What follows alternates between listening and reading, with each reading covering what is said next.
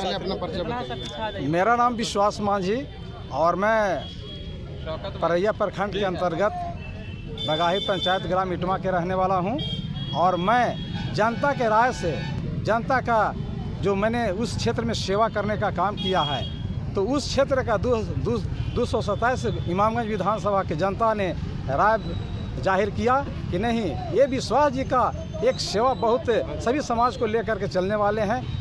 ऐसा लगता है कि इस व्यक्ति को इमामगंज विधानसभा का प्रतिनिधित्व करने का मौका दिया जाए तो सभी धर्म सभी वर्गों को सेवा करने में ये सक्षम रहेंगे। सर, आपका मुख्य उद्देश्य क्या है वहाँ पर? मुख्य उद्देश्य मेरा मुद्दा यही है कि सबसे पहले अभी हमारे चंद्रशेखर रावण जी संसद में जो अपना आवाज़ उठाते हैं वो साफ कहते हैं कि मैं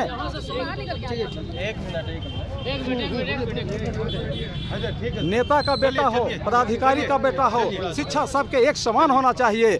आने वाला दिन में जब मैं भी उस जगह पर जाऊंगा तो मैं अपने विधानसभा के ही नहीं पूरे बिहार में भी शिक्षा के प्रति आवाज़ उठाऊंगा।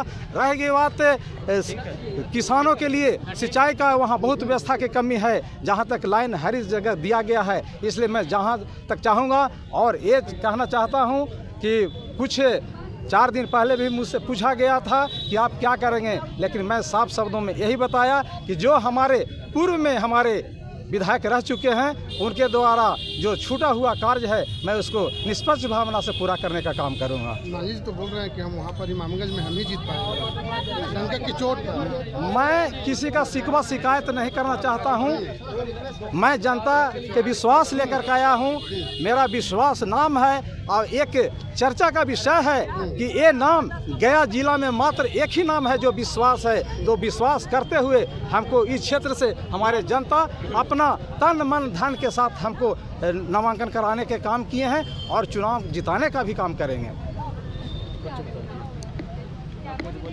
अभी जो है से आप लोग इमामगंज से चुनाव लड़ रहे हो, पर दिग्गज लोग जो है मंत्री के परिवार लड़ रहे हैं, कैसे आप लोग लड़िएगा चुनाव? उनको मंत्री बनाने का काम भी जो है यहाँ के वोटरों ने, मतदाताओं ने, जनता ने किया है और जनता अभी उनके हालातों को भी देख रहा है कि किस प्रकार से वहाँ पे परिवारवाद के जड़ को जो है मजबूत करना चाहते हैं। कुछ ऐसे नेता हैं या कुछ ऐसी पार्टियां हैं जो वास्तव में उस क्षेत्र में काम होना चाहिए वो नहीं हो रहा है। आज भी आप सभी को पता होगा कि कैसे नक्सलवाद के आड़ में वहाँ पे जो है डेवलपमेंट को रोका गया, कैसे वहाँ पे आज भी आम जनता को जो है आम सुविधा के लिए तरसना पड़ता है। सड़कों का जो है हालात वैसे ही है। वहाँ पे शिक्षा व्यवस्था के नाम पे जो है स्कूल के बिल्डिंग खड़ी कर दी गई है लेकिन शिक्षा नहीं है। वहाँ पे शिक्षकों की जो कमियां हैं उनको हम लोग दूर करने का काम करेंगे, शिक्षा व्यवस्था को दुरुस्त करने का काम करेंगे।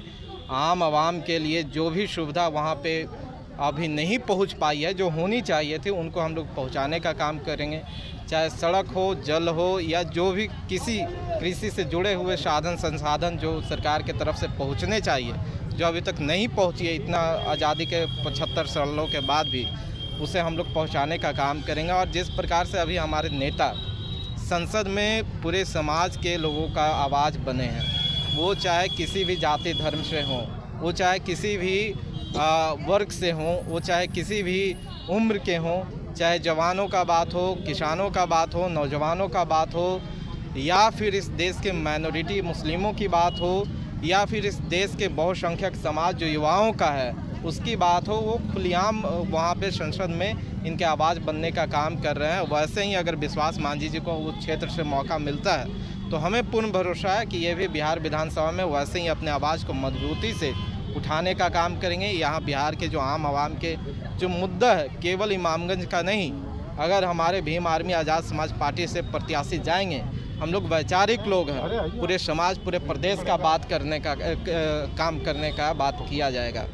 और इमामगंज में अगर हमें मौका मिलता है तो निस्संदेह वहाँ पे हमारे जो समाज के लोग हैं जिनको मूलभूत सुविधाओं से आज भी दूर रखा गया, उनको हम लोग उपलब्ध करवाने का काम करेंगे।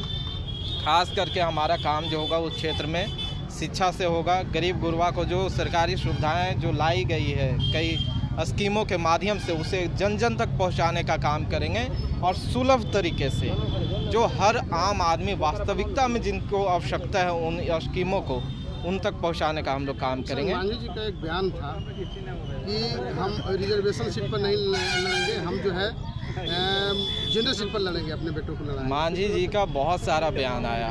उन्होंने कहा परिवारवाद के खिलाफ आवाज़ उठाते थे, आज सबसे ज़्यादा परिवारवाद का पोषक वो बने बैठे हैं। समधन को चुनाव लड़ाते हैं, बेटा को मंत्री बनाते हैं, पुतों को जो है विधायक बनाने के लिए कैंडिडेट बना दिए हैं।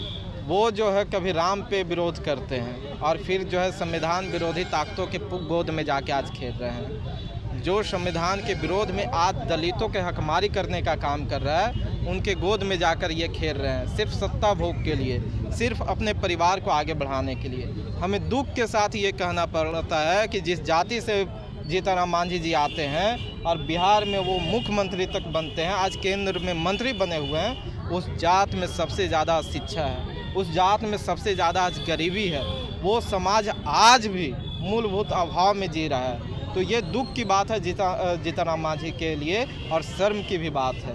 उनके कॉमन स्कूल सिस्टम के बात तो वही करते हैं, जीतन राम मांझी कर रहे हैं। देखिए, बात करना और उस पर काम करना अंतर होता है। उनको तो बात नहीं, काम करना चाहिए था, क्योंकि वो केंद्र में मंत्री हैं। आप उस सरकार में मंत्री हैं जिसके पास अच्छा अपने आप को कहते हैं कि हम जो चाहें वो सरकार में कर सकते हैं, हम जो चाहें वैसे देश चलेगा, हम जैसे चाहेंगे वैसे जो है आपको काम करना पड़ेगा। तो आप उसका भाग है, आप बोलिए कि यहाँ पे जो है कॉमन स्कूल सिस्टम लागू होना चाहिए।